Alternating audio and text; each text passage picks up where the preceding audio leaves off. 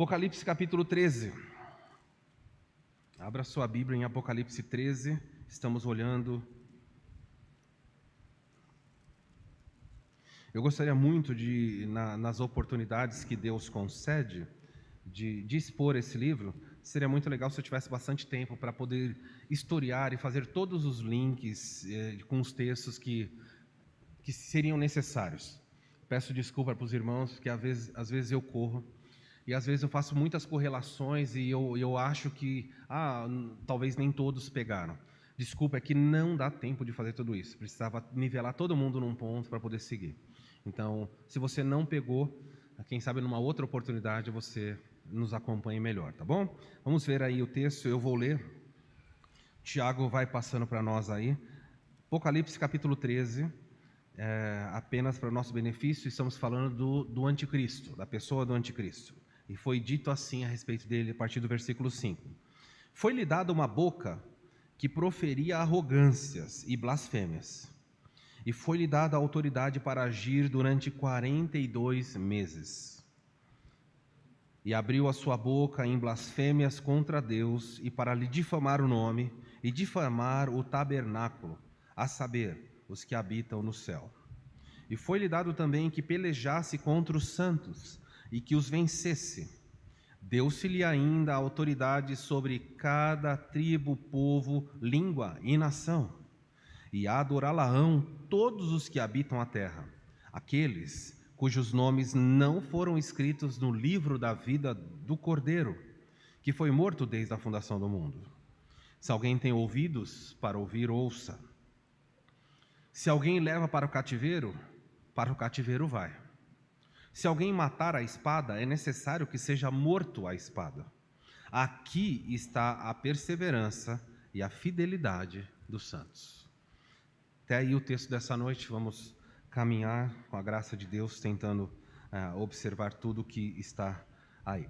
Muito bem, verdade central, aquele ensino que emana do texto é essa: Deus tem pleno controle sobre as ações do anticristo. Eu poderia colocar: Deus tem pleno controle sobre as ações do mal, ou eu posso dizer: Deus tem pleno controle sobre tudo.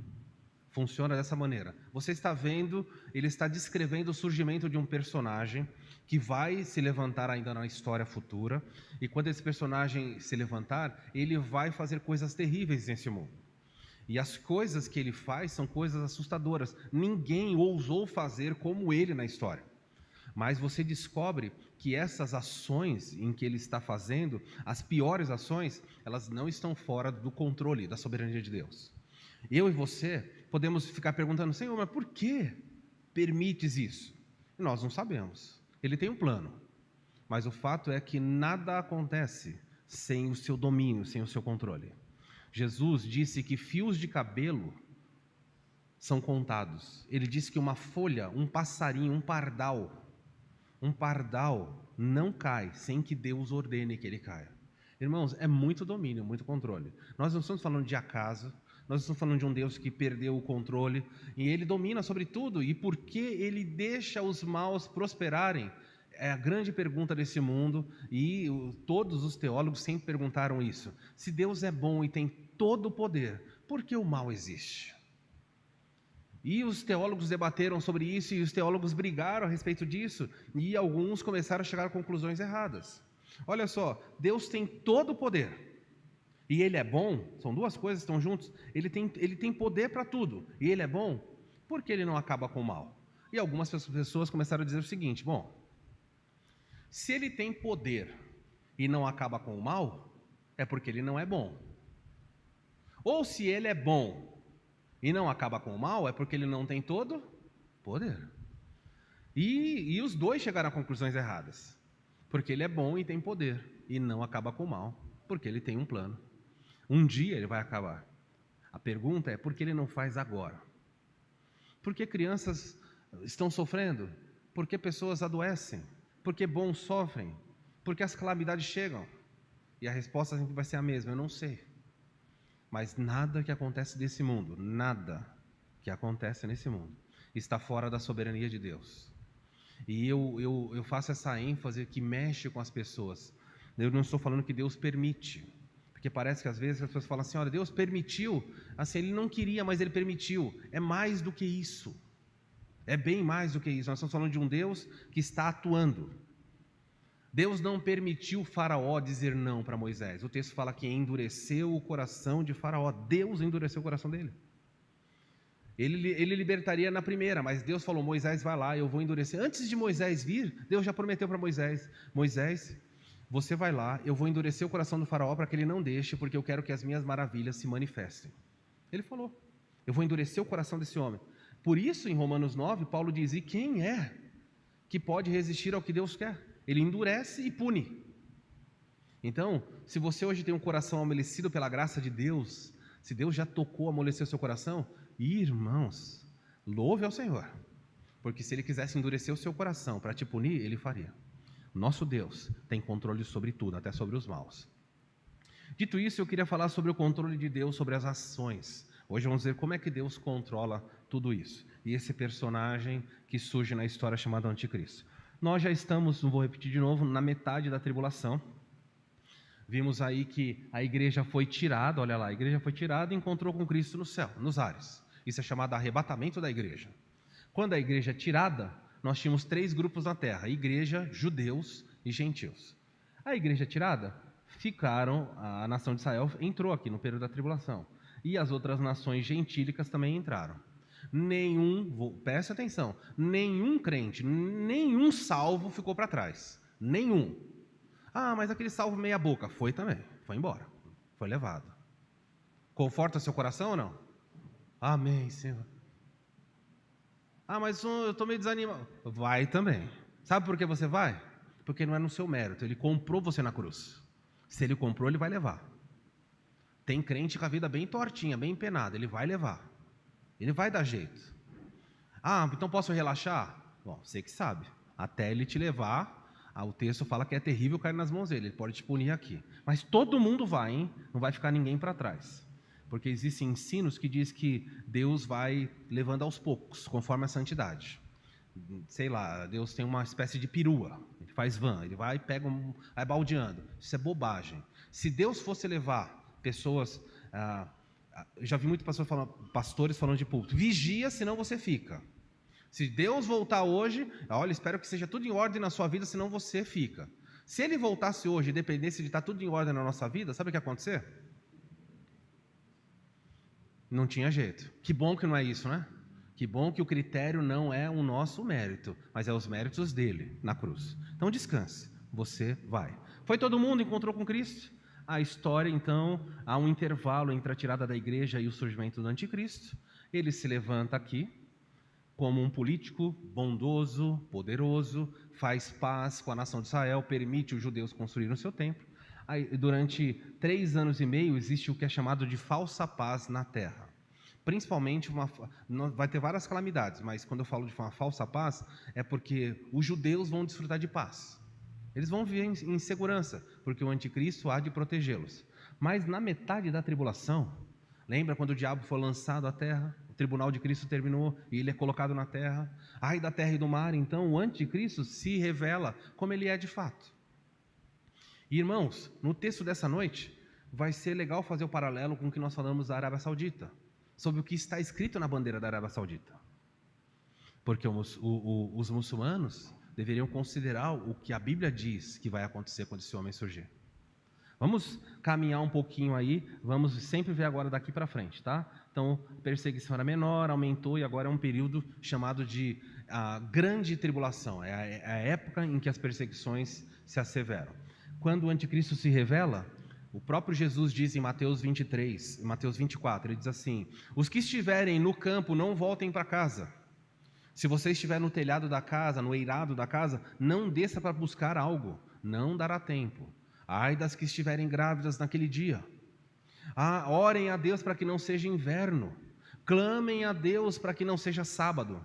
Ele está dizendo, a perseguição vai ser tamanha, como nunca houve. E Jesus falou, antes disso nunca houve e depois nunca haverá. É uma perseguição sem igual. O holocausto dos judeus não se compara ao que vai acontecer. Nada na história da humanidade se compara àqueles dias.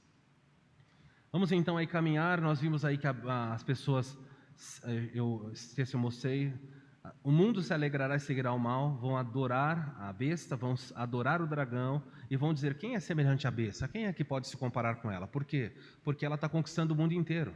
E o mundo olha e fala: que pessoa de sucesso extraordinária. Essa pessoa tem que ser, se não for divina, não tem outra explicação. Ela consegue fazer coisas que ninguém mais pode, ninguém pode desafiá-la e ninguém está desafiando realmente. Então, se você tem um líder mundial que não pode ser desafiado com ninguém, todo mundo começa a dizer: essa pessoa é sobre-humana. Os imperadores romanos diziam: nós somos Deus na terra. O anticristo vai superar qualquer imperador romano, em tudo. Vamos ver então a explicação do texto que nós lemos nessa noite. Em primeiro lugar, eu queria que você entendesse o seguinte: o anticristo enganará as pessoas. Por quê? Porque elas avaliam o sucesso da forma errada. E eu quero já mostrar para nós hoje, a igreja não vai estar debaixo do problema do anticristo. Mas eu quero dizer, as pessoas pensam: por que ele vai conseguir enganar e seduzir tantas pessoas? Porque o coração humano daquela época é o mesmo coração de hoje. Pessoas avaliam sucesso sempre usando a forma errada. Olha como eles avaliam sucesso. Quem é semelhante a ela? Eles começam a olhar e falam: tem sucesso? Ninguém se compara? Essa pessoa tem que ser adorada.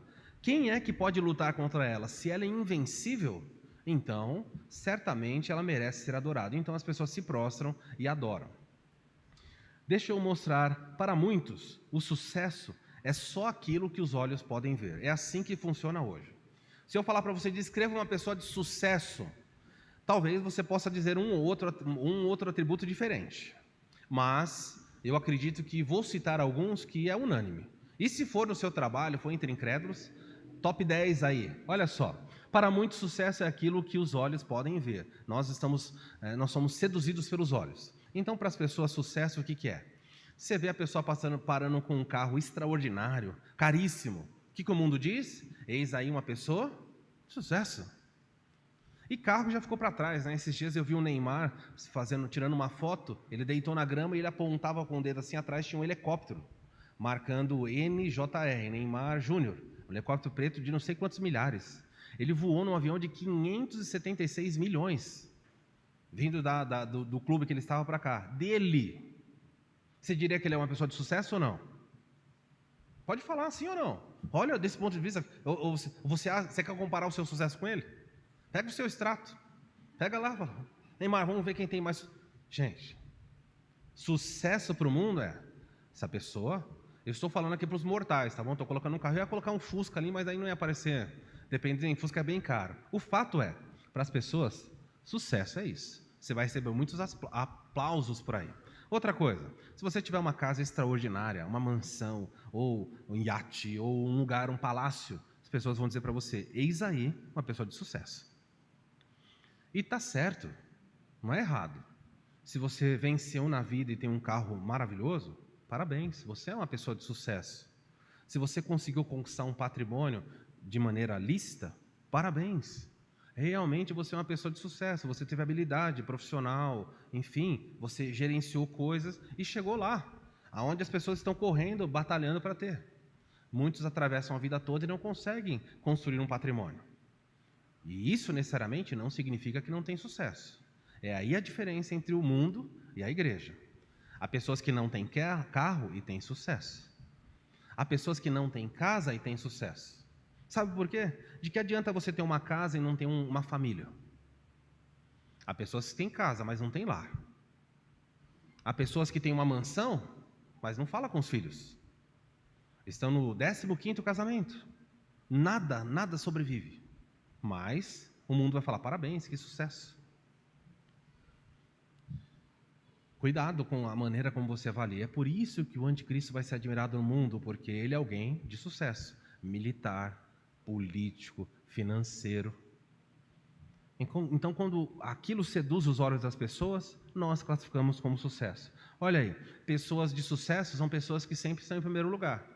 Então, se quer mensurar alguém de sucesso, você olha para a parede da pessoa lá, tem muitos diplomas, tem uma sopa de letrinha antes do nome dela. E, irmãos, nada disso é errado. Eu estou dizendo que o mundo avalia você pelas letras que tem antes do seu nome. Então, há pessoas que gostam de ser chamados de excelência, doutor, e assim vai. É errado ser chamado? Nada, nada de errado.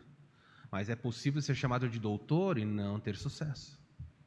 É possível ser chamado de excelência, mas não tem nenhuma excelência na vida.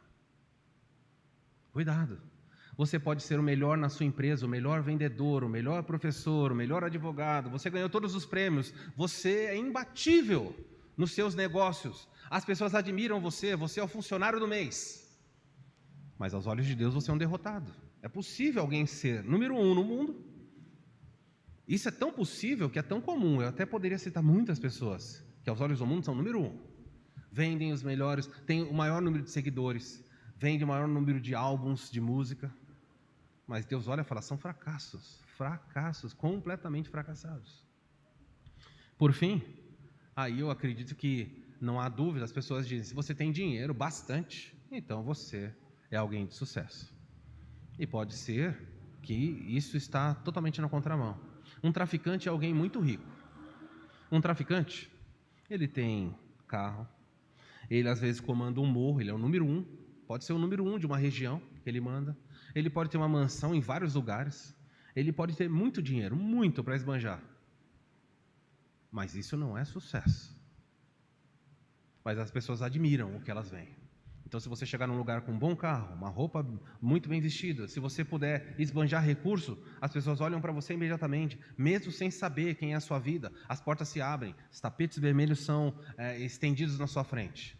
Então, o anticristo vai ser aplaudido pelo mundo, porque ele vai entregar para o mundo o que eles querem. Por que Jesus foi rejeitado? Jesus, o Nazareno. Nazaré era um lugar desprezível. O próprio Natanael, um dos discípulos que Jesus falou assim, olha, eis aqui um homem justo, um judeu em quem não há dolo, um judeu muito praticante, um judeu íntegro. Sabe o que Natanael falou quando disseram para ele? Achamos o Messias. André falou, Natanael, achamos o Messias. E Natanael falou, da onde? Ele falou, de Nazaré. Sabe o que Natanael falou? Acaso pode vir alguma coisa boa de Nazaré? Super preconceituoso. Ele falou, não, não pode. Então Jesus, aos olhos humanos, era um fracassado, Nazaré. Em vários lugares, você vai ver, hoje pela manhã, quem vem estudar Atos, vimos que a acusação sobre Estevão é, esse homem fica dizendo que Jesus, o Nazareno. Mas nós sabemos que o Messias, ele é filho de Davi, da cidade de Belém. Mas Jesus não é de Belém, Jesus é de Nazaré, eles falavam. E da onde Jesus era? Em Belém. Jesus entra em Jerusalém, ele podia ter entrado num cavalo branco, mas ele entrou num jumento, num filhote de jumentinha. O que é isso aí? O que você acha de um grande... Já pensou Donald Trump vir conhecer o Brasil, descer do avião, colocar um jumento para ele andar pelo aeroporto? Ia pegar bem? Claro que não. Mas tem lá uma limusine fantástica esperando ele. O mundo pensa, ele olha, as vestes dizem muito sobre alguém. Cuidado com os olhos. Nada disso. A pergunta é, será que isso realmente é sucesso? O anticristo vai seduzir, oferecendo o que as pessoas gostam de ver. E se você hoje é seduzido pelos seus olhos, redobre a sua atenção. Se você é alguém que sempre está falando, puxa, eu queria isso, queria aquilo, conquiste e busque, mas não seja seduzido pelo falso sucesso que o mundo oferece. Há pessoas que cobrem os seus filhos de bens, mas o coração das crianças está apodrecido, estão mortos. As pessoas se preocupam que os filhos falem 5 idiomas, mas não comunicam um versículo ao coração delas. O livro de Provérbios diz várias vezes, é melhor morar num barraco e comer bolacha, comer pão, do que morar num palácio onde tem intriga, onde tem problemas. Cuidado com o falso sucesso. Segundo lugar, eu queria dizer para você, então, que o anticristo vai exercer 3 terríveis atividades neste mundo quando ele assumir o controle. A primeira atividade que ele vai assumir, ele vai, à luz do versículo 5, diz assim, foi-lhe dada uma boca que proferia arrogâncias e blasfêmias. Em outras palavras, a Bíblia diz que ele vai ser um homem sem igual, porque ele vai abrir a sua boca e ele vai começar a falar grande arrogância. O que é arrogância? Arrogância é alguém que fala de si mesmo. O arrogante se exalta. O arrogante, ele menospreza todo. E a Bíblia diz que nunca haverá alguém como ele. Ele vai se exaltar tanto, mas tanto, acima de qualquer outra coisa. E ele, blasfêmia significa falar quanto que é sagrado. para se exaltar, ele precisa fazer com que Deus diminua. Então ele vai proferir ofensas. Irmãos, não dá nem para tentar imaginar o que ele vai dizer de Deus. Eu já vi gente falando coisas, tratando Deus como um cachorro. Aquilo me incomodou. Mas o que o anticristo vai fazer, você tremeria de ouvir. Os profetas que vislumbraram esse evento, que Deus permitiu ouvir o anticristo falando, 2 profetas especificamente. O primeiro, o apóstolo João aqui, e o profeta Daniel. Daniel falou que quando viu o anticristo falando, ele estremeceu e falou: nossa, o que é isso que esse homem está falando? Então esse destaque é muito importante. A primeira coisa que o anticristo fará é ter um discurso muito, muito poderoso. Ele vai ser um homem eloquente, que se promove e ataca a Deus. Isso lembra o que nós falamos um tempo atrás. Lembra que quando diz dos impérios, fala assim: olha, essa besta que eu vi era semelhante a isso, mas tinha uma boca como de leão. Lembra que é dito isso? Uma boca enorme, que ruge, que ameaça, que amedronta. Eu vou mostrar para vocês, por exemplo, o texto paralelo. Eu vou mostrar aqui, se você quiser ler na sua casa depois, fique à vontade. Apocalipse 13 e Daniel 7. Eles se complementam. Um mostra o anticristo no seu exterior, o outro mostra o anticristo no seu interior. Mostra aspectos internos dele, o outro mostra aspectos externos. Então os dois estão vendo a mesma coisa, e quando você junta, você tem uma visão melhor. Olha o que João fala: ele tem uma boca que fala blasfêmias. Olha o que Daniel falou.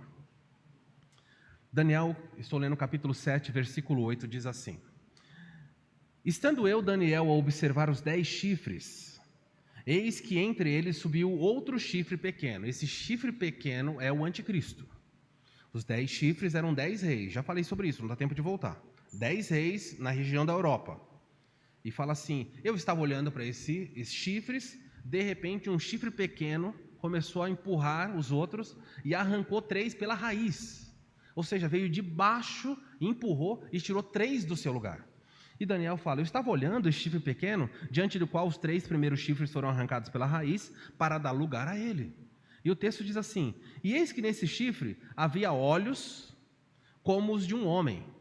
Ele está descrevendo para nós, os 10 chifres eram impérios, eram reis, tinham presidentes lá. Mas o anticristo, quando aparece, para não falar é um país, tal, não, ele fala: nele havia olhos e boca humana, era uma pessoa. E diz mais assim: olhos como de homem e uma boca que falava insolência. O que Apocalipse falou? E foi-lhe dada uma boca que falava blasfêmias. Daniel fala: ele tinha uma boca que falava de forma insolente. Olha mais aí. Primeiro lugar, então, você está vendo que o anticristo é alguém que fala blasfêmias. De pronto, eu digo para você uma coisa: quando você identifica alguém hoje que ousa ficar falando coisas contra Deus, fala blasfêmias, é atacar o que é sagrado. E atacar o sagrado pode ser simplesmente atacar uma igreja, que é o povo dele, amaldiçoar um crente. Uma pessoa que faz isso com outro crente, com outra igreja, alguém que blasfema contra o povo que Deus salvou, é alguém que age e trabalha no espírito do anticristo. O anticristo não surgiu, mas o poder que vai capacitar ele, vindo do diabo, já está por aí. E nós encontramos muitas pessoas que vão encontrar para você dizendo assim: você vai nessa igreja, essa igreja não presta, some de lá. Quando você escutar esse tipo de coisa, você fala, na hora lembra e fala assim: o espírito que atuará no anticristo está usando essa pessoa. Está falando, está atacando. Quando alguém fala assim: Deus não presta, eu não quero mais saber de Deus na minha vida. Tem familiares seus que talvez digam isso: nem me fala mais de Deus, não quero mais ouvir sobre isso. E Deus é isso, Deus é aquilo, se Deus existe. E aí abre uma boca e começa a atacar. É o mesmo espírito que vai atuar sobre o anticristo, já atua hoje nos filhos da desobediência. Só tome cuidado, porque ele atua sobre os incrédulos, mas esse espírito também atua sobre os crentes. Há crentes que têm bocas blasfemadoras. Acontece um problema, pronto, já vira e desce além em Deus. Que Deus que nada, há tanto tempo que eu sirvo ele na igreja, olha o que aconteceu, meu filho ficou doente, aconteceu tal coisa, eu sirvo a Deus com fidelidade, mais do que todos os crentes da igreja, e perdi o emprego. Só acontecem coisas ruins comigo, eu não quero mais saber de Deus, só coisas ruins acontecem. Cuidado, Porque o mesmo espírito que atua lá, ele tenta influenciar e levar você. E há crentes que cedem a isso e começam com uma língua perversa, uma língua maligna. Blasfemar contra Deus pode ser blasfemar contra um irmão da igreja. Paulo, quando perseguia a igreja em Atos 9, Jesus aparece para ele e fala: Paulo, Saulo, Saulo, por que me persegues? E Saulo diz: quem és tu, Senhor? Ele falou: eu sou Jesus a quem tu persegues. Só que Jesus estava no céu e Paulo estava perseguindo a igreja. E Jesus está dizendo: perseguir a igreja é me perseguir. Então, blasfemar contra Deus pode ser blasfemar contra o irmão. Já falou de mal de alguém aqui da igreja? Já desceu a lenha, almoçando em casa? Já falou mal daquele irmão? Eu não estou falando de agir com justiça ou falar: olha, aquele irmão precisa de ajuda. Eu estou falando sobre a prática da difamação, a prática de você atacar pessoas, ter o prazer, uma língua hábil. Muito cuidado com isso aí. Uma outra coisa relacionada a isso é a prática, a blasfêmia e a arrogância pode estar envolvida com um linguajar profano. Meus irmãos, eu quero fazer um paralelo aqui.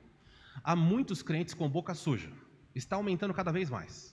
Cada vez mais crentes com a boca como esgoto. Inacreditável. Vocês acham que isso é normal? A pessoa está no trabalho e fala palavrão, e usa palavrão como vírgula, e xinga, e ofende, e fala de Deus, e não sei. É uma salada, uma podridão. Nós temos que reverter isso imediatamente. Deus se desagrada disso muito. Se você tem o hábito de falar palavrão, junta a sua família e fala: Senhor, nos perdoa. Nós temos na nossa casa esse hábito de falar palavrão: Senhor, nos lava, nos purifica. E se não é todos, é só você, chama a sua família e fala: me perdoe. Eu como papai dessa casa, eu como esposa nessa casa, eu quando fico bravo, vou falar palavrão. Para com isso, no trabalho. Não importa se você vive num monte de incrédulo, não importa se os filmes estão normatizando isso. Curve a sua boca, a palavra de Deus. Eu conheço uma verdade teológica muito profunda, muito profunda. É difícil de aprender. Poucos entendem isso. É aquela verdade teológica que diz assim: o sabão. Conhece essa música? É muito difícil, mas o sabão lava minha boquinha. Mas para lavar a boquinha, ele lava primeiro o coração. Mude a sua postura. Pare de usar palavras, ou palavrão ou palavras chulas. Isso daqui está nesse daqui. O anticristo vai falar, vai ofender Deus sem nenhuma polidez, com os mais perversos tipos de palavreado. Se você tem adotando essa prática, é porque o espírito do anticristo já influencia você. E sabe como ele faz para nos influenciar? É aqui, ó, ouvido e olhos. Assiste série, assiste filme, o palavrão está correndo solto. Chega uma hora que aquilo normatiza, não ofende mais. Então comece a corrigir a sua postura, porque Deus se desagrada disso. Outra atitude que ele vai fazer, primeiro é falar arrogância de si mesmo e blasfêmia contra Deus. Em segundo lugar, o anticristo fará o que quiser com os santos. Se eu escrevesse a Bíblia, se fosse um livro humano, eu tiraria essa parte aqui, não contaria nada disso aqui. Porque a Bíblia fala: ele fará o que quiser. O que quiser. Olha como está na minha versão. Fala: foi-lhe dada, verso 5, uma boca para proferir arrogâncias e blasfêmias. E a autoridade. Quando fala e autoridade, está dizendo assim: e foi-lhe dada a autoridade para agir por 42 meses. Tem alguém que está diferente de 42 meses? Todo mundo está assim? Todo mundo sabe fazer conta? Um ano tem quantos meses? 12. 2 anos... 24, 3 anos, 36, mais 6 meses, 42. Tem dúvida? Eu preciso alegorizar isso? Não, é um período de tempo. Ele está dando para você. O anticristo vai assumir o poder e vai usar palavras terríveis durante 42 meses. Nem um mês a mais, nem umas 42 meses. É literal? É literal. Está aqui. Ó. Qualquer um sabe fazer conta. Eu gosto disso aqui nesse texto, porque nos ajuda bastante a destruir qualquer coisa. É um período de tempo, é 42 meses. O que se harmoniza com o que eu mostrei naquela linha. 7 anos, 3 anos e meio de paz, 3 anos e meio de perseguição. 42 meses. Continua aí. Olha só, os santos lhes serão entregues. Eu vou mostrar o texto que fala disso, que João fala aqui. Olha só os textos de Daniel. Aí onde você está mesmo em Apocalipse, eu vou projetar o texto, tá? Vai ter autoridade por 42 meses. Olha o que diz o versículo 7 de Apocalipse. E foi-lhe dado também que pelejasse contra os santos e os vencesse. Tem alguma coisa ruim nesse texto? Foi permitido a ele lutar contra os santos. E aí o João vem e fala assim: foi dado a ele que lutasse e vencesse. Não adianta jejuar, orar, ele vai vencer. João fala isso. Olha o que Daniel viu. Eu quis saber a verdade a respeito dos 10 chifres. Lembra que ele viu 10 chifres, surgiu um pequeno e derrubou 3? Daniel ficou intrigado e fala: eu quis saber a verdade sobre os 10 chifres que tinha na cabeça e do outro chifre que apareceu, diante do qual os 3 caíram. Diante do qual caíram 3. Daquele chifre que tinha olhos e boca que falava insolência e parecia, preste atenção, mais robusto que os outros. O anticristo surge pequeno, mas ele é muito mais forte do que qualquer outro dos chifres. E ele continua. E eu olhava, e eis que o chifre fazia guerra contra os santos e prevalecia contra eles. Está vendo João e Daniel? Ele vai massacrar os santos e vai prevalecer, ou seja, ele vai vencer. Nenhum santo vai poder resisti-lo. Ele vai matar os 144, ou pelo menos os que estiverem vivos, vão cair no governo dele. Ele vai matar as 2 testemunhas. Ele vai matando aos milhares dos convertidos. Nós vimos em Apocalipse 7 que João está no céu e uma multidão começa a chegar vestida de branco. João, representando a igreja no céu, pergunta para o anjo: quem são esses? Ele sabia que não era a igreja, porque a igreja já estava lá. Ele falou: quem são esses de branco vestido? E o anjo fala: esses são os que estão vindo do quê? Da grande tribulação. Grande é referência a um período que nós estamos vendo aqui. Então o anticristo vai matar, haverá muita conversão como nunca teve, e haverá morte como nunca teve. Ele vai matar aos milhares, quem sabe aos milhões, porque João fala: havia uma multidão que ninguém poderia contar, é muita gente. Então é um período de grande salvação e de grande dor e tristeza. Está vendo como João e Daniel estão vendo o mesmo evento? Não dá, o anticristo vai receber poder de falar o que quiser, poder de fazer o que quiser, ninguém pode resisti-lo. Olha a continuação, Daniel ainda capítulo 7, no próximo verso aqui o 26. Os 10 chifres correspondem a 10 reis, que se levantarão daquele mesmo reino. E depois dele se levantará um outro, o qual será diferente dos primeiros, e abaterá os 3 reis. Agora é o anjo explicando para Daniel a visão. Esse chifre proferirá palavras contra o Altíssimo. O que é proferir palavras contra o Altíssimo? Boca que profere blasfêmias. Ele vai virar contra o céu e vai falar contra ele. Daniel viu isso. Olha na continuação. E ele vai magoar os santos do Altíssimo. Magoar é uma linguagem muito branda, né? Fiquei magoado. O anticristo falou um negócio lá que eu não gostei, fiquei todo magoado. Sabe o que é magoar aqui? Ele vai torturar e matar. É isso, magoar. Eu não sei nem se tem outra tradução para isso, mas ele vai falar contra Deus e vai atacar todo o povo santo. Quando Daniel está falando de povo santo, existia igreja? Ele está na Babilônia, ano 500 e pouco. Existia igreja? Não, ele não está falando da igreja. João fala: ele vai perseguir e os santos lhe serão entregues. Quem são os santos? Se Daniel e João estão vendo a mesma coisa, Daniel viu os santos, está falando do povo de Israel. E está falando também dos convertidos da tribulação. Esses 2 grupos, que são chamados santos, vão ser entregues na mão dele. Irmãos, é muito triste. Você consegue ver soberania aqui? Depois eu vou mencionar sobre isso. O texto fala: lhe serão entregues. Não é que ele pega. Alguém pega os santos e fala: tó. Por quê? Porque Deus quer punir. Deus quer punir a nação de Israel por ter rejeitado o Messias, dado as costas a tudo que ele fez. E essa punição vem dessa forma: tó, faça o que você quiser com os santos, mas não os aniquile. Continua: ele magoará os santos do Altíssimo, e o texto termina assim: e cuidará de mudar os tempos. Tempos é as festas sagradas. Os judeus vivem de festas.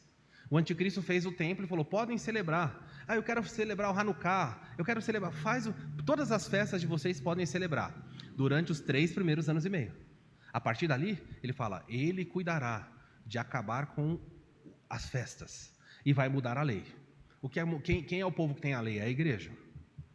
Não, são os judeus. Então, gente, não precisa ser muito difícil, ninguém está forçando nada. O texto está mostrando que o anticristo vai se voltar contra a nação de Israel no meio da tribulação e vai acabar com as festas, vai acabar com o sacrifício, vai destruir tudo. O apóstolo Paulo, eu não tenho tempo de ir, mas vou citar, segundo aos Tessalonicenses capítulo 2, versículo 3, Paulo diz assim, olha, o homem da iniquidade, que é o chifre pequeno, diz assim, ele vai se levantar contra tudo que é Deus, a ponto de se assentar no santuário de Deus. Quer blasfêmia maior do que essa? O templo vai ser reconstruído. Sabe onde vai ser o quartel-general dele? Ele vai levar o seu trono e vai colocar no templo judaico. Gente, isso é uma blasfêmia de tamanho, ele mudará a lei. Ninguém mais pode adorar nada além dele. Duas coisas que o anticristo pode fazer, ações do anticristo no futuro: proferir coisas, blasfêmias e arrogância. 2, ele vai perseguir e fazer o que ele quiser com os crentes, com os salvos, melhor assim, tá? Os salvos daquele período e os judeus. Olha que triste essa parte. Agora eu estou em Daniel 7:25. E os santos lhes serão entregues nas mãos. E aí aparece Daniel falando assim: por um tempo, 2 tempos e metade de um tempo. Adivinha, o que significa um tempo? Se lá, ó, um tempo, 12 meses. Então, um ano, vou colocar em ano, tá? Fica mais fácil. Um ano, um tempo, um ano. Depois mais 2 tempos, 3 anos. Mais metade de um tempo, 3 anos e meio. Todos os textos que você pegar aqui vão dar 3 anos e meio na conta que eles colocam. E aqui você vê pessoas sendo amarradas, levadas, e o chifre que era pequeno, ele se engrandece, e mais à frente, não aqui hoje, ele conquista 3 e depois os 7 oferecem, ele não conquista os outros 7, os 7 oferecem poder e falar, pode governar sobre nós, nós queremos você como nosso líder. Olha o que diz Daniel capítulo 11 sobre o anticristo. Este rei fará o que bem entender. Gente, isso aqui é muito ousado. Daniel falou, esse governante que vai surgir, ele vai fazer o que bem entender, e se exaltará, e afirmará ser maior do que todos os deuses. Nós acabamos de falar aqui, lembra da bandeira da Arábia Saudita? Que está escrito lá, Alá, não existe Deus além de Alá. O texto fala assim, ele vai se exaltar acima de todo Deus, nenhum Deus, e mais, e chegará a blasfemar contra o Deus dos deuses. Então ele vai falar sobre qualquer divindade, ele vai atacar, e depois ele vai atacar o Deus dos deuses, que é o Deus da Bíblia. E o texto diz ainda, terá êxito, ele vai conseguir fazer isso, mas até que se complete o tempo da ira. Olha, anticristo pode fazer isso, eu estou dando para você autoridade, mas você vai fazer isso até que se complete o tempo da ira. Quanto é o tempo da ira? 3 anos e meio. Passou 3 anos, 42 meses, 3 anos e meio, para. Agora eu vou colocar freio em você. Pois aquilo que está determinado, certamente acontecerá. E aí você começa a ver soberania. Pode fazer isso, durante esse tempo, até que chegue o momento em que eu vou colocar sobre você o que eu determinei, o que eu estabeleci que vai acontecer com você, vai acontecer. Verso 37, antes de voltarmos para Apocalipse, ele não respeitará o Deus dos seus antepassados. Nenhum Deus que existiu vai ser considerado por ele. Nem ao Deus preferido das mulheres. Algumas mulheres na cultura, na época de Daniel, tinham um Deus preferido lá que eu não tenho tempo de explorar. Quem estudou Daniel, acho que tem os áudios no site, pode acompanhar. Nem a Deus algum. Por quê? Olha se é arrogante ou não. Pois dirá que é o maior entre todos eles. Não há Deus além de mim. Conhece alguém que já falou isso na Bíblia? O próprio Deus falou, eu sou o Senhor, Isaías 46. Eu sou o Senhor, não há outro além de mim. O anticristo vira e fala assim, mentiroso, isso é uma blasfêmia. Eu sou maior do que você. Me mate. Ele vira para Deus e fala assim, se você é Deus, me mate. E Deus está lá no céu, está no primeiro ano, né, do reinado dele, aí da metade da tribulação. Deus não faz nada, o que o povo pensa? Ele fala assim, Deus é um lixo. Se Deus existe, tira a minha vida, eu estou desafiando ele. Nada acontece. O mundo olha e fala assim, realmente, ele é Deus acima de todo Deus. E a Bíblia fala, ele vai fazer isso até que se complete o tempo da ira. Deus vai permitir isso acontecer. Estão comigo? Tá aí as duas atividades, primeiras atividades do anticristo. Ele vai falar coisas terríveis, blasfêmias terríveis. Em segundo lugar, ele fará o que quiser contra os santos. E em terceiro lugar, ele vai governar sobre todas as nações da terra. Apocalipse, versículo 6. Deixa eu citar aqui antes de entrar nesse ponto. Olha o verso 6. E abriu a sua boca em blasfêmias contra Deus. Vimos isso em Daniel. Para lhe difamar o nome, então ele vai xingar o nome de Deus, e difamar o tabernáculo de Deus, a saber, os que habitam ao céu. Agora, eu duvido quem pegou aqui a grande boa notícia. Acharam uma boa notícia no texto? Fala, nossa, o anticristo vai abrir a boca, vai xingar Deus, vai difamar o seu nome, vai difamar o tabernáculo de Deus. E aí João vem e coloca uma notinha. A saber, ele está difamando os que habitam ao céu. Pergunta a você, pergunta de 1 milhão. Pegaram aqui? Quem é esse grupo que está no céu para ser difamado? Mas a igreja não está na terra sofrendo essa perseguição de Cristo? Quem é o tabernáculo de Deus? Ele fala, ele está ofendendo o tabernáculo de Deus. A Bíblia nos ensina, Jesus falou assim, aquele que tem os meus mandamentos e os guarda, esse é o que me ama. E aquele que me ama será amado por meu Pai. E eu e meu Pai viremos e habitaremos nele. Sabe o que você se tornou quando Deus habitou você? Você se tornou o tabernáculo dele. Para não ter dúvida, ele está atacando o templo que tem lá no céu. João vem e escreve assim, não. Ele está difamando o tabernáculo, para que vocês saibam quem são os que habitam no céu. Quem são os que habitam no céu? Sabe quem vai estar lá nesse momento? Eu vou estar lá. Se você ficar, depois você me conta como foi. Não tem problema, tira bastante foto e tal, mas eu vou estar lá. Aqui, ó. Base bíblica para a igreja estar no céu, os que habitam o céu. Tem gente falando, mas são os anjos. Não. Por favor, anjo não é tabernáculo de Deus. Deus não habita em anjos. Nós cantamos uma música no começo do culto que dizia o quê? Tu não habitas em tendas e nem em templos feitos por mãos. Onde ele habita então? Na vida do salvo. E o anticristo vai começar a atacar e difamar e xingar. Por que ele está xingando a igreja? Porque ele não pode mais atacar, não tem como alcançar. Mas há um grupo de santo que foi entregue nas mãos dele. Está aí as 3 atividades piores que o anticristo vai fazer neste momento. E o texto fala assim, e quando ele governar todas as nações, versículo 7 de Apocalipse 13, diz assim, foi-lhe dado também que pelejasse contra os santos e os vencesses. Deu-se-lhe ainda autoridade sobre cada tribo, povo, língua e nação. E quando ele recebe a autoridade sobre todos os povos da terra, o versículo 8 fala, a adorá-la-ão todas as pessoas da terra vão adorar. Todo mundo do planeta vai adorar ele? Todas as pessoas do planeta vão adorá-lo, todos. Mas ele coloca agora uma notinha, exceto. Agora é um texto um pouco complicado, então, como eu não tenho tempo para fazer isso com vocês, o texto aí, a forma como ele está escrito, até mesmo na língua grega, é um texto que traz confusão, porque o texto diz assim, ó, adorá-la-ão todos os que habitam sobre a terra. E quem são esses? Aqueles cujos nomes não foram escritos no livro da vida do Cordeiro. Até aí tudo bem. Quem vai adorar o anticristo? Quem não tem o seu nome no livro da vida. Quem o nome não está lá vai adorar vai adorar a besta. Só que ele fala assim, o livro da vida do Cordeiro, e agora ele coloca, que foi morto desde a fundação do mundo. Complicou aqui um pouquinho ou não? Jesus morreu desde a fundação do mundo? Antes do mundo existir, Jesus já morreu? Claro que não. Jesus morreu na história. Então, o texto deve ser entendido dessa forma.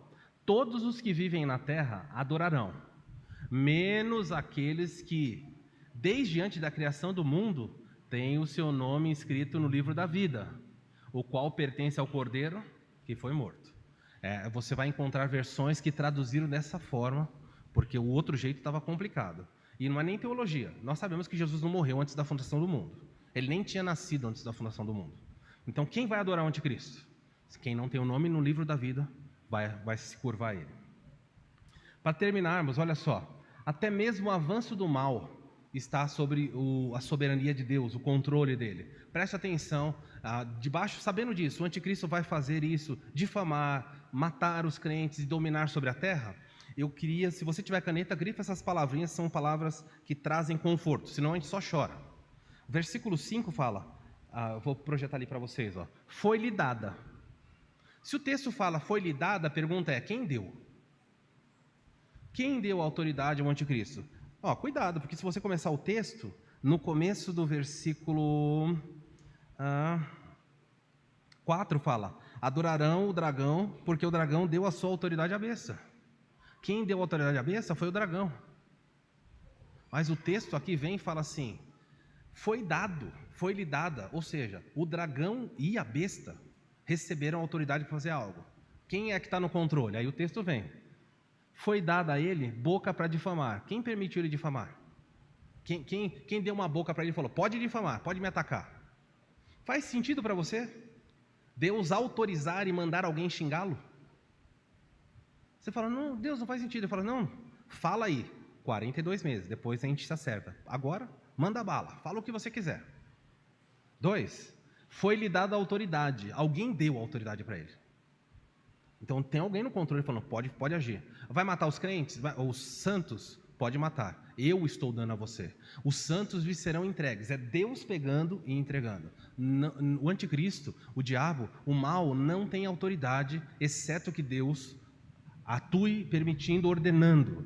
O prazo, foi dado a ele uma boca para difamar, a autoridade para agir, foi dado a ele um prazo que está limitado a 42 meses, nem mais nem menos. Foi dado também que ele possa punir os santos do período, judeus, e converti-los da grande tribulação. E foi dado a ele governar sobre toda a terra. Isso significa que o nosso Deus é um Deus que determinou tudo, tem soberania. Quando você vê o mal prosperando, fala, nosso país não tem mais jeito, não aguento mais, os políticos são isso, aquilo. Quem colocou eles no poder? Foi Deus. Eu não concordo com o presidente atual. Quem colocou ele no poder? Você acha que foi seu voto? Se você ainda acha que foi seu voto, você não entendeu o que é teologia. Porque você pode votar em quem você quiser. Quem vai entrar lá é quem Deus quer. E se você falar, eu quero que ele saia, e Deus falar que quer que ele fique, sabe qual é a vontade que prevalece? Mas se aquele presidente que está lá eu não gosto, eu vou chorar. Aí Deus fala, você vai chorar, então eu vou mudar. Gente, ele está no controle. Sabe quem colocou o prefeito nessa cidade? Quem escolheu os vereadores? Você apertou botões e cumpriu o seu dever cívico, parabéns. Mas sabe quem já estabeleceu na história se nós vamos ser governantes bons ou não? Sabe quem determinou quem são os professores de aula, sala de aula dos seus alunos? Quem vai ser o diretor? Deus. Deus. Então você olha para ele e fala, Senhor, tem piedade de nós. O Senhor tem controle sobre a história. Eu estou aqui sabendo que eu tenho responsabilidade. Eu não sou passivo, eu vou agir. Mas a palavra final é do Senhor. Os homens, na Bíblia fala em vários lugares, o cavalo se prepara para a guerra, mas a resposta, a vitória vem do Senhor. A sorte, em alguns lugares, em Provérbios diz, a sorte é lançada num lugar misterioso, mas quem define tudo é Deus. Deus está no controle. Nós cantamos, foi a segunda música, se eu não me engano. O Maurício não sabia sobre o que ia pregar. Será que Deus quer falar alguma coisa? Tu não habitas em tendas, no controle tu estás, fazendo tudo cooperar para o bem. Mas olha quanta tragédia. O Senhor está no controle. Curve-se diante dele. Eu quero terminar com isso. O versículo 9 e 10 também são versículos difíceis, mas eu vou terminar. O texto 9 é fácil. Se alguém tem ouvidos, ouça. Difícil isso aí ou não? Precisa explicar esse texto? Tranquilo. Quem tem ouvidos, ouça. Todos estão me ouvindo? Alguns estão meio assim. Então, ouça o que ele vai dizer. Aí na minha versão está assim, se alguém leva para o cativeiro vai.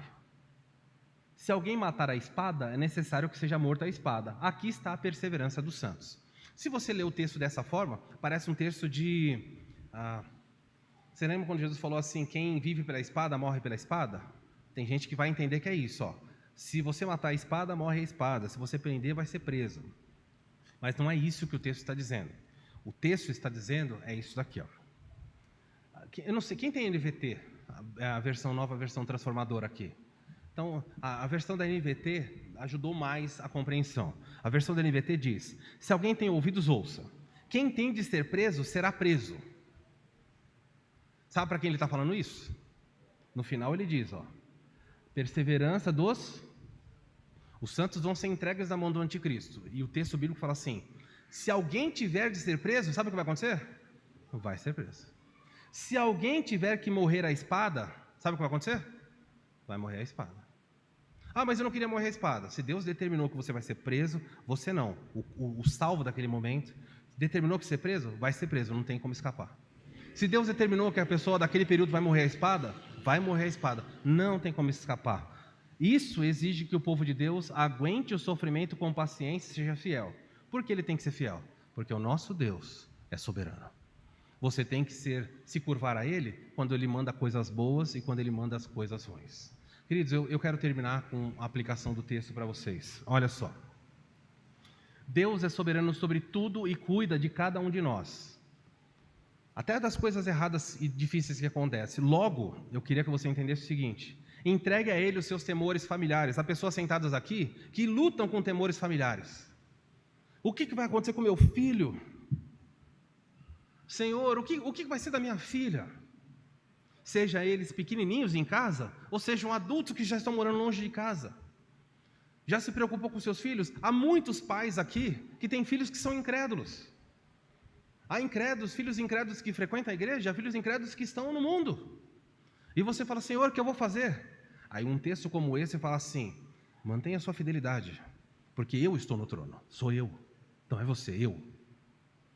Se eu quiser levar você para o céu no arrebatamento e salvar o seu filho, depois, sou eu que decido.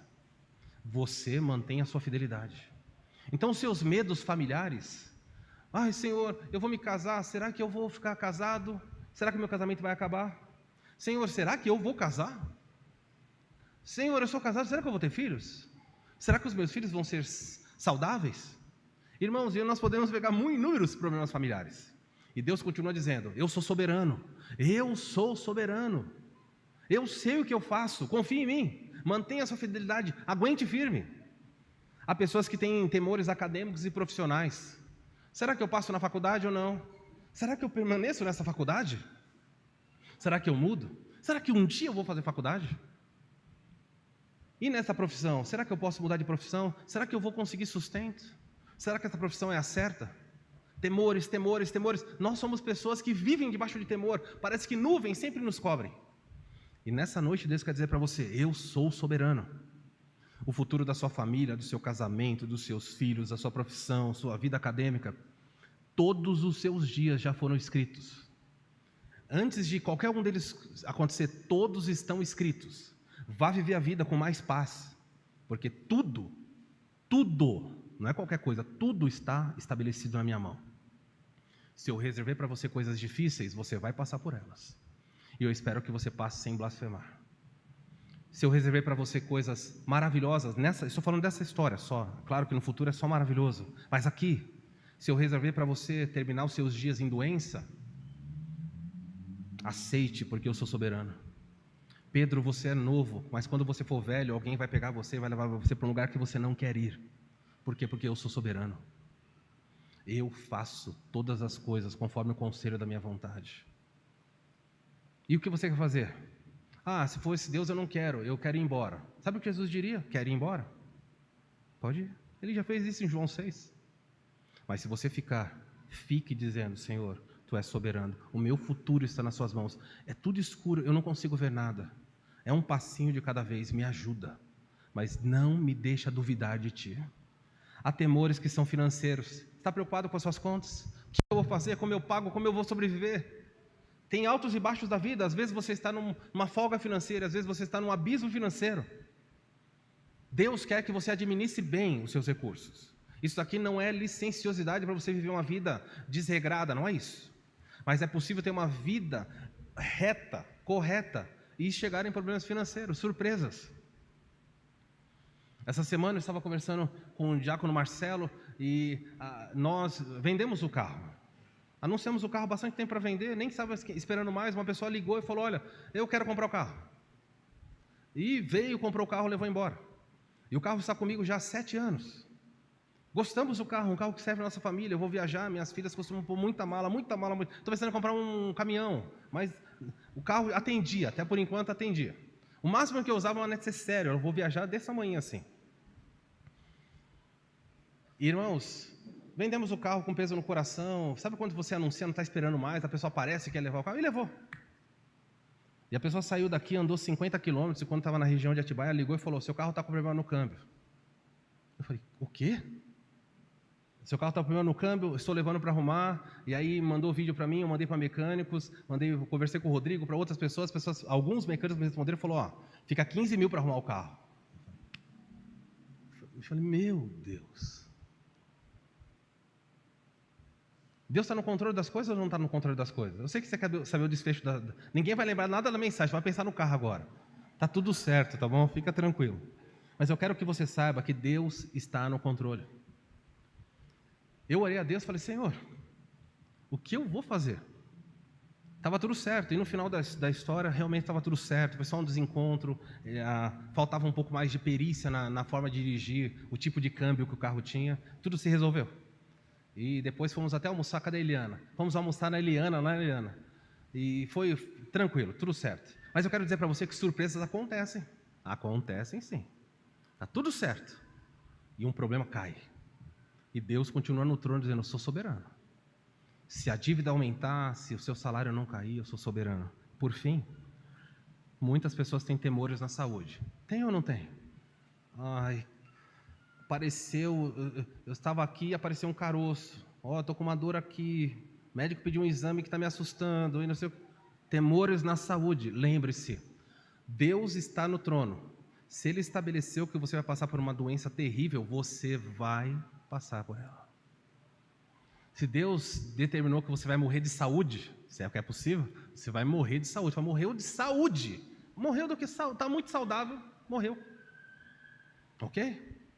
Enfrente o que vem pela frente. Não é que você não vai ter medo, mas volte para o Senhor e fala, Senhor, tem piedade da minha vida, fortalece a minha fé, dá-me forças para enfrentar o que vem pela frente. Tempo atrás conversava com a Nilza, fomos visitar a Nilza foi sorteada para fazer uma cirurgia, né, Nilza? Complexa no coração. E ela chamou eu e a Isa e falou, pastor, não sei o que eu faço. E eu falei, qual a dúvida? Ela falou, olha, é uma cirurgia caríssima. É um tratamento experimental, várias pessoas já fizeram e me ofereceram. Eu não tenho como pagar isso, é caríssimo. É num instituto onde só especialistas vão fazer a cirurgia. Mas estou preocupado. E eu falei, Nilza, olha, é uma decisão de família aqui, mas eu entendo que você deveria ir. Deus está dando para você a oportunidade de uma cirurgia caríssima, uma cirurgia que talvez tenha 5 especialistas, cada um de uma área. E a Nilza lutando com as questões do coração, eu falei, se você passar mal aqui, sabe o que vai acontecer? Você vai operar no hospital com o primeiro aluno que estiver lá. A Nilza já ligou, na agenda aí que eu fez a cirurgia, está tudo bem, Nilza? O médico falou que até 175 anos o coração zerou. Agora, só viver a vida. Coloque os seus temores da saúde na mão do Senhor. E fala, Deus, cuida da minha vida. Temores quanto ao futuro, aí eu encerro com isso. Deixe o futuro com o Senhor. Ele sabe o que está fazendo. Baixe sua cabeça, vamos orar.